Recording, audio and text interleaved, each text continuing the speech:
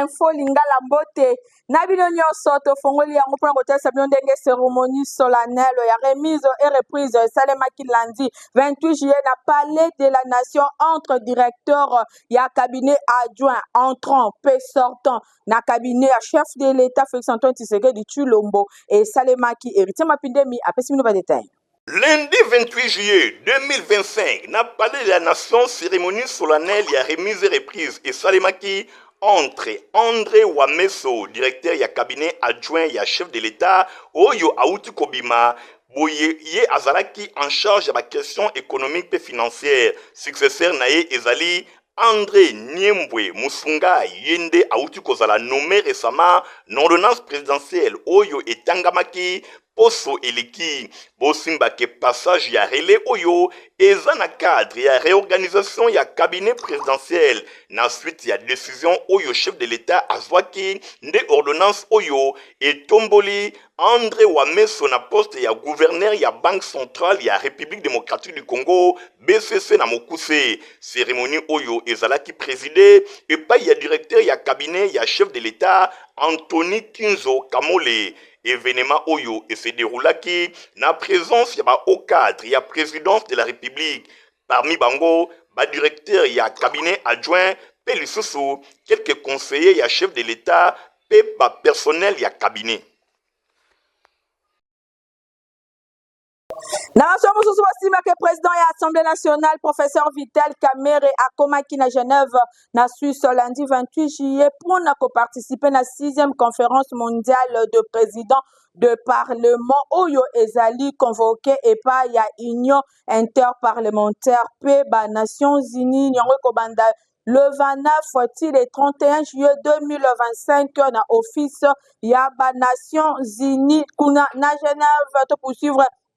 édition na biso mpona kotesa bino ndenge ministre ya intégration régionale Didier Manzenga Mukanzu ayambaki na audience na cabinet na ye ya mosala madame Véronica Nduva secrétaire général ya EAC pe joint au Manuel Kawolo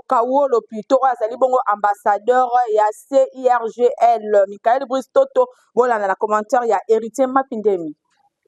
Madame Véronique Kandouva, secrétaire générale de la communauté de Afrique de l'Est et à Senamokuse,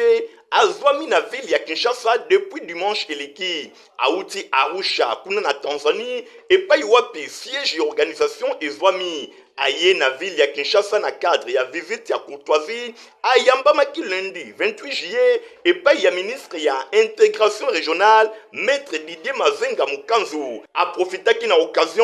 pour na kopesa na chef ya coopération régionale ya République démocratique du Congo rapport pour na ba poste à pouvoir oyo ezali réservé uniquement pour na citoyens congolais pe atelisaki détermination ya EAC ya ko accompagner République démocratique du Congo pour la restauration ya kimia pe sécurité pe lisusu na likambo etali respect ya intégrité territoriale ya République démocratique du Congo. Nous avions eu une très bonne réunion et le ministre a dit combien la communauté de l'Afrique de l'Est est importante. La RDC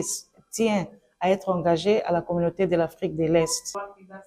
Nous avons eu aussi l'opportunité d'échanger avec le ministre concernant les postes vacants au niveau de la communauté et que les citoyens de la République démocratique du Congo peuvent bénéficier de ces postes dans le cadre de la création de l'emploi. Nous avons également parlé du prochain Conseil des ministres au cours duquel nous allons aussi échanger sur les postes disponibles qui peuvent permettre aussi aux autres membres de la communauté Somalie ainsi que d'autres pays de pouvoir avoir de postes. Le ministre m'a aussi fait le résumé de tout ce qui est, de tous les contacts qui se passent au niveau des États-Unis et au niveau de Doha, tous les accords qui sont signés. Et l'Excellence a insisté sur le fait que ces accords ne peuvent être mis en application qu'au niveau de la communauté. Bosimba pe boyeba ke liboso na cadre ya travaux préparatoires, il y a 9e sommet ordinaire, il y a conférence internationale sur la région des Grands Lacs CIRGL na Mokuse, oyo efungwami depuis vendredi et outi koleka na ville ya Kinshasa, ministre ya intégration régionale ya République démocratique du Congo, maître Didier Mazenga Mukanzu, na qualité na ye, ya président en exercice entrant, ya conseil des ministres ya CIRGL,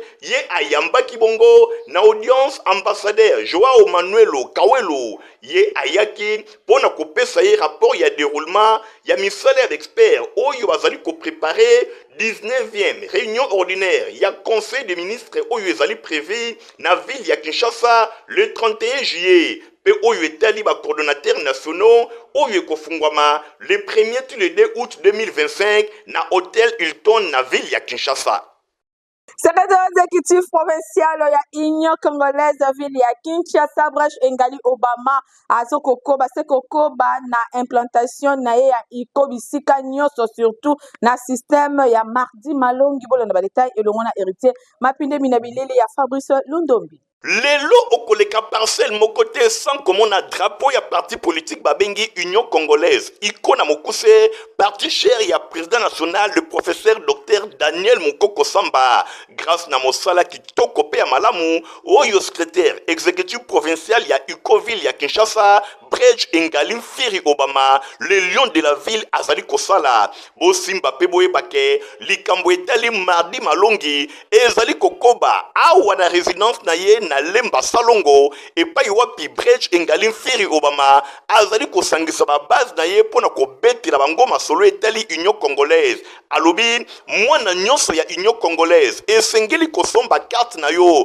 pona kotalisa ke ozali mwana ya iko esengeli ozala en ordre na likambo etali carte. Évangile ya iko ezali kote ya chaque mardi ndenge bango moko bazali kobenga yango mardi malongi ezali likambo ya lisekite ezali penza pona kovandisa idéologie ya iko bisika nyonso bana ya iko bazwami likambo etali carte ezali kote ya chaque mardi na cadre ya mardi malongi epai ya ye moko secrétaire exécutif provincial ya iko Brèche Engali Firi Obama nyonso wana ezali kotalisa efficacité ya iko lelo na ville ya Kinshasa bazali kobenga ye le gouverneur de la ville Brèche Engali Firi Obama azali kosala mosala kitoko pe ya minene na tina wana abengami le fils aîné ya professeur Dr Daniel Mukoko Samba awa na ville ya Kinshasa okoleka esika mokote sans komona iko idéologie oyo ezali kosepelisa ba base na ndenge ya kosakana te. Bosimba pe boyeba ke secrétaire exécutif provincial ya iko ville ya Kinshasa Brèche Engali Firi Obama le lion de la ville azali ko frapper fort akosuka kaka na base ya salongo te mikolo ezali koya to na mois d'août bakokende pe na bakomini mosusu ya ville ya Kinshasa toujours na cadre ya kote ya évangile na likambo etali kosomba carte pona bana nyonso ya iko mardi malongi eko continuer na bakomini nyonso ya ville ya Kinshasa pambate le lion de la ville asiliki mabe alobi ba drapeau ya iko esengeli epepa bisika nyonso donc pona kosunga parti esengeli mwana nyonso ya iko azala en ordre na likambo etali carte na ye mardi malongi idéologie oyo ezali kokoba se kokoba grâce na ba effort ya infatigable Brèche Engali Firi Obama ba activité oyo ezali kaka ya mois de juillet kasi atondisaki bato na ndenge ya kosakana te na mois d'août ndenge tozali kokota ba commune mosusu boze la délégation à l'élion de la ville Brèche Engali Firi Obama le gouverneur le premier fils ya professeur Dr Daniel Mukoko Samba awa na ville ya Kinshasa okomona iko bisika nyonso bendele ezali kopepa se kopepa. Totika ville province ya Kinshasa tokende bongo la province ya Congo central pona kotel Sabino Ndenge président fondateur ya fondation Glody Komba fondation oyo ezali bongo na kombo na ye a organisaki samedi 26 juillet na place tribune ya Kimpese cérémonie officielle ya remise ya ba brevet na plus de 30 jeunes oyo bazwaki formation ofele na fondation na ye.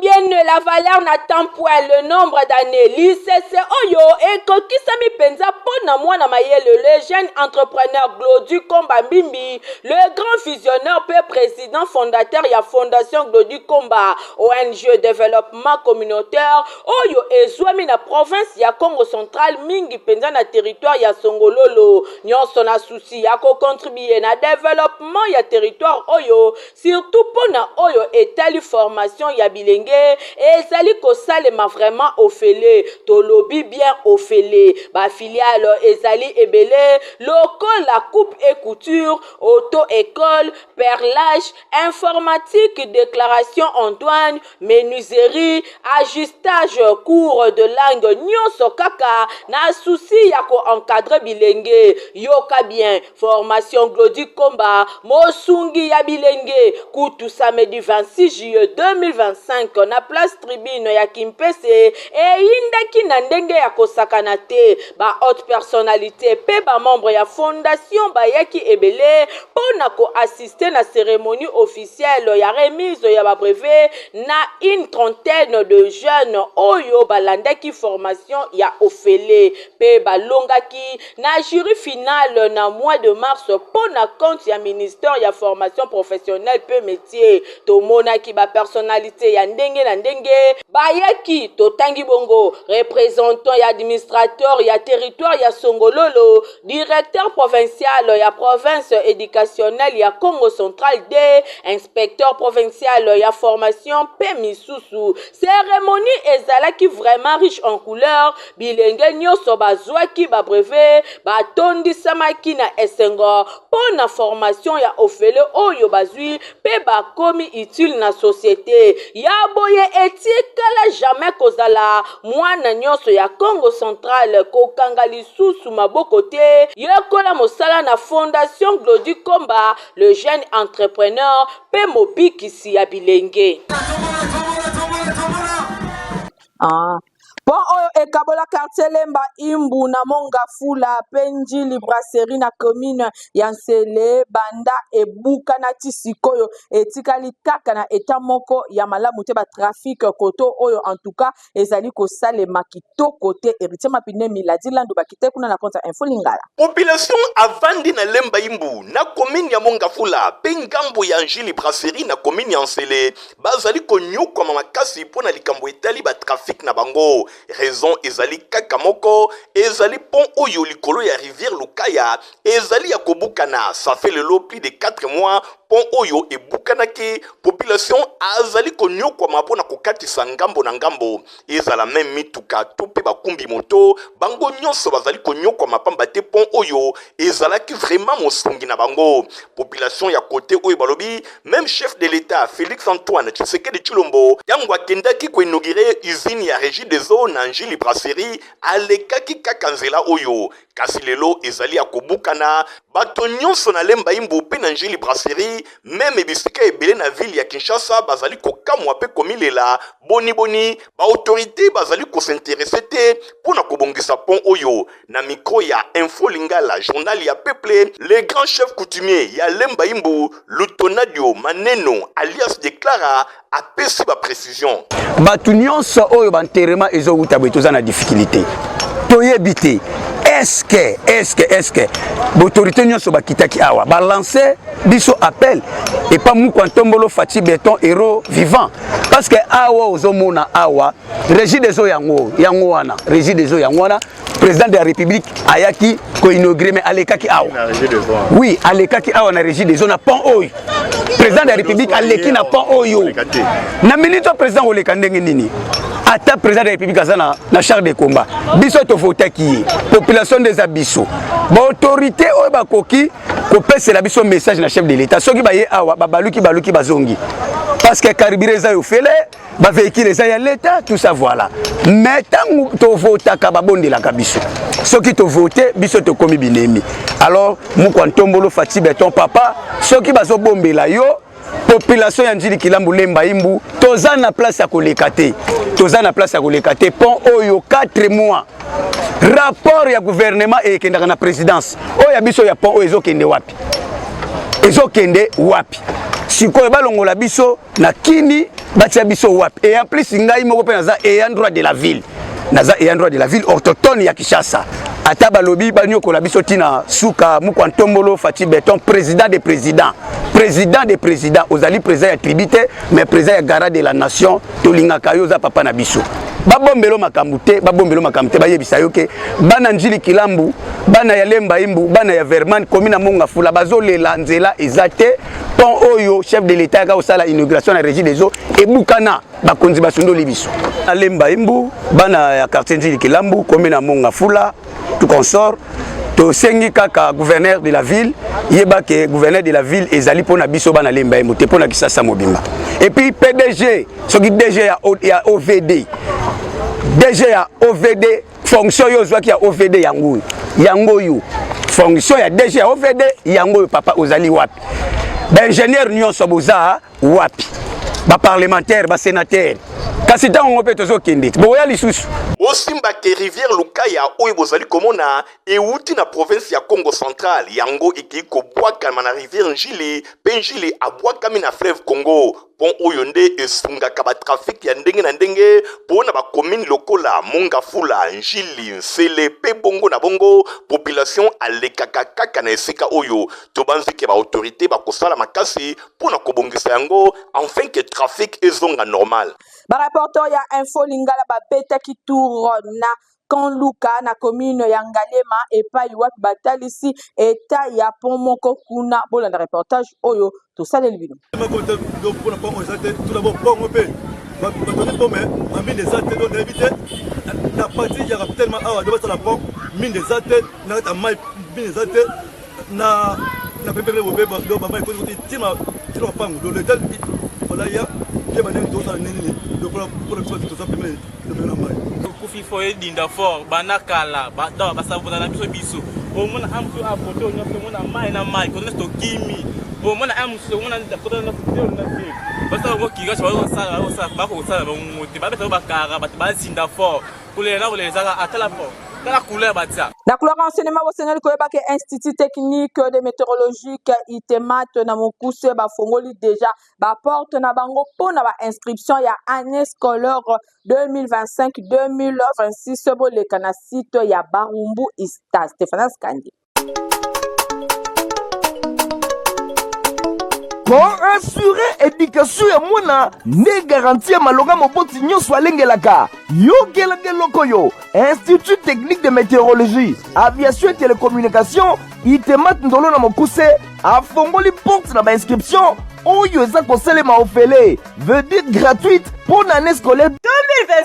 2025-2026 et kaka ozwa déjà formulaire na yo kitoko pe okomisa mwana na yo kobanda na classe ya 7e ti na 6e des humanités bana nyonso oyo basilisi primaire itemat ndolo eza kozela bino moboti kozela te kuna basection eza ebele aviation civile électricité générale mécanique générale pe électronique oyo bokozwa na kati 3 options mokoka lokola radio transmission commutation pe électronique industrielle mwana ye moko kaka sala choix na ye formation de affaires ya itemat oyo esalaka ke soki mwana asilisi awa akoki komonte misala na ye moko kitoko to akoki déjà kotravailler na ma entreprise en tant que vrai technicien ba professeur awa kale na ndenge ya nyama welisa inscription eza ofele samedi 19 juillet 2025 à partir ya ngonga ya 7h premier test d'admission pe deuxième test ekosalema samedi 23 août 2025 kaka na ngonga ya 7h okanisi esili tintin itemat ekanisi bino bato oyo bolingaka kokubisa formation pratique na technique osilisa na yo déjà classe kala kasi olingi renforcer pratique na yo kitoko batieli bino centre de formation à courte durée na badomaine oyo électricité automobile installation des centres solaires oyekola ndenge nini bainstallaka bapanneau solaire ata oza na baprovince mosika masolo awa eza kofungama kitoko koyekola kitoko informatique théorie na pratique nyonso ezali avec balabo na bango moko ekuba na pointe esili te réseau et maintenance électronique awa bokoyekola rebobinage système embarqué vidéosurveillance bacours ya anglais mpe eza kopesama ntango ya koyekola mpe okoma utile na société eleki nanu te bolekaka deja na babiro ya itemat ndolo oyo esomi na kati ya istandolo avenue aérodrome numéro 3930 quartier ndolo na commune ya barumbu itemat ndolo mfumu ya formation technique.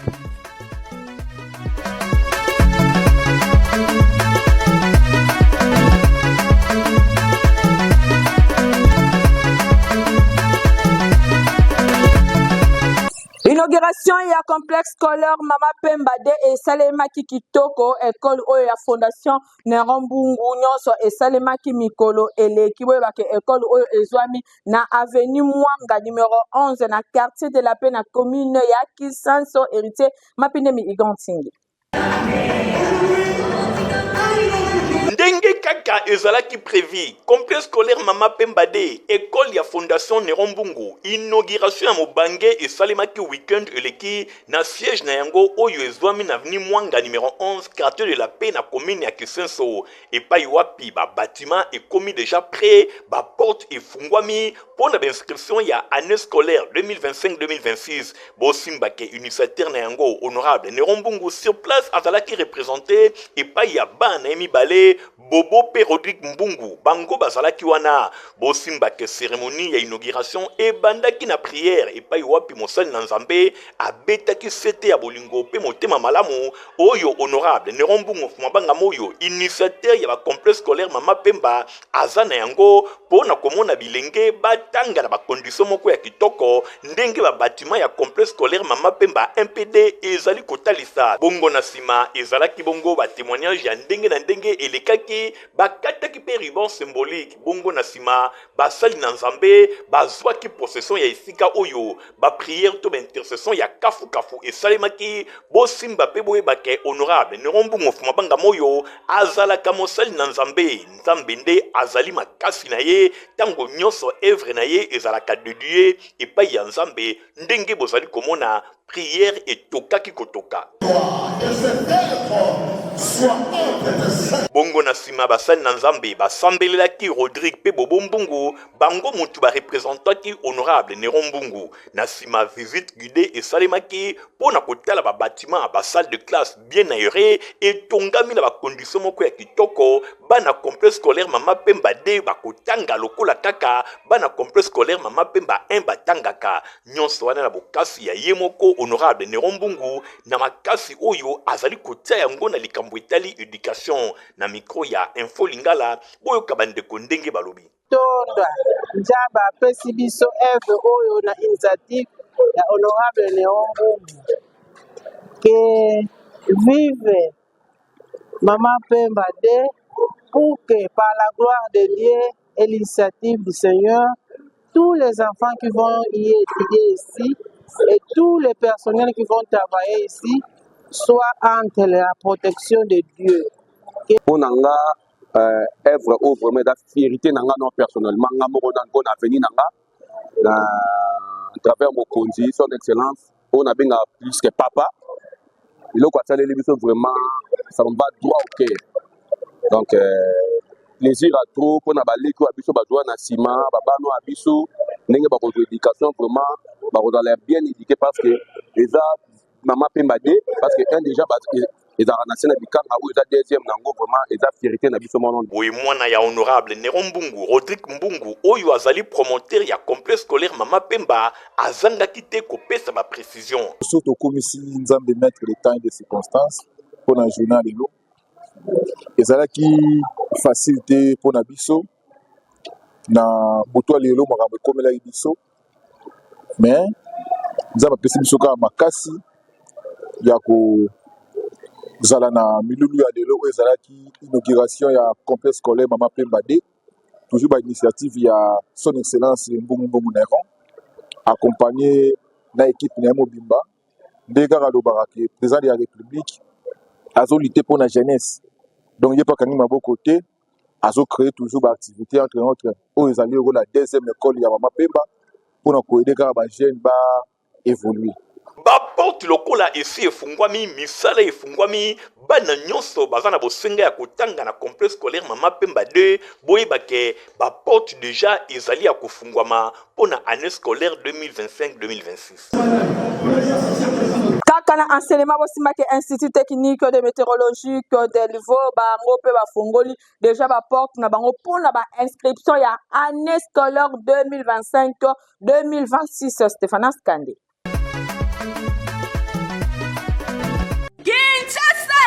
Boyoka sangola memeli bino na oyo etali bongo ba formation ekuba na domaine technique ya solo yango nde esalaka ke babenga bana na bino ba ingénieur yoka pona année scolaire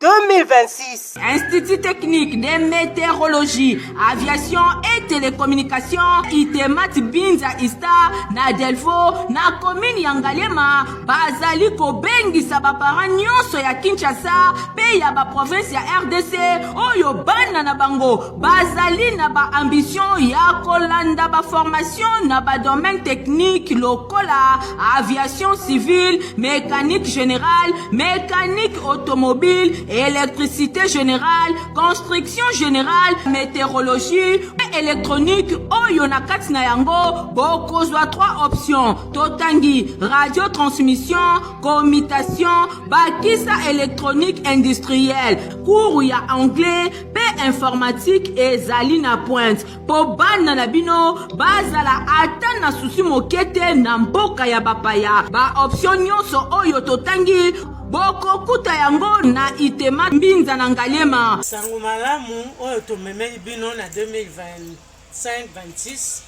ezali ouverture ya section mibale, section commerciale et gestion na section coupe couture.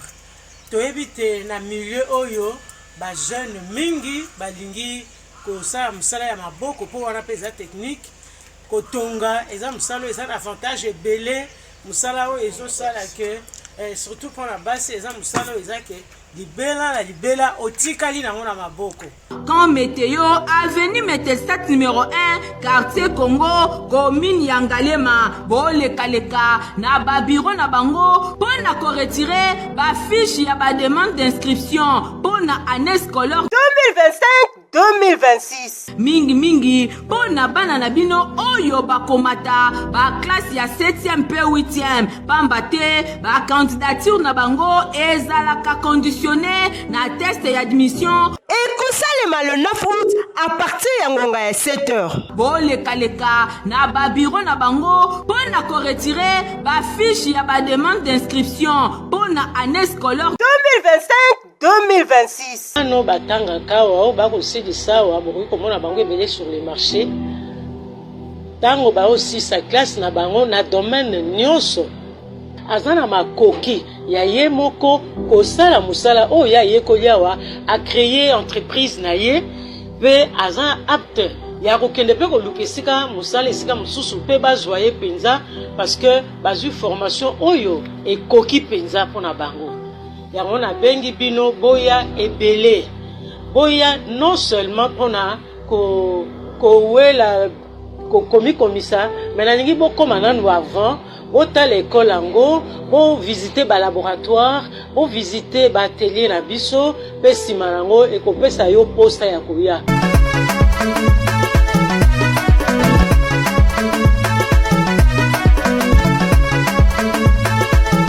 tu vas pesa potopota qualité qui peut acheter ça la mukolo to mona bino nyonso bosengeli komela yango.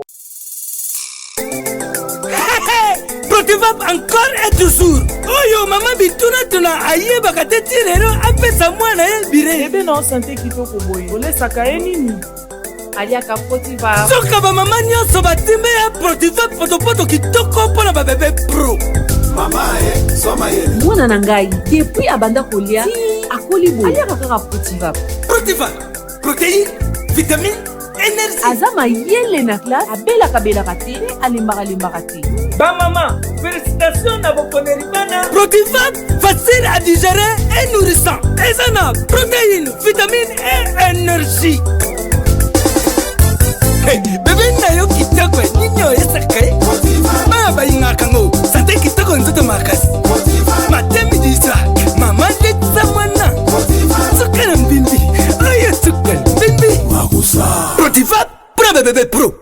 produit par Chris SARL. eloni esila kati info lingala journal ya peuple mpona peuple ya mardi 29 juillet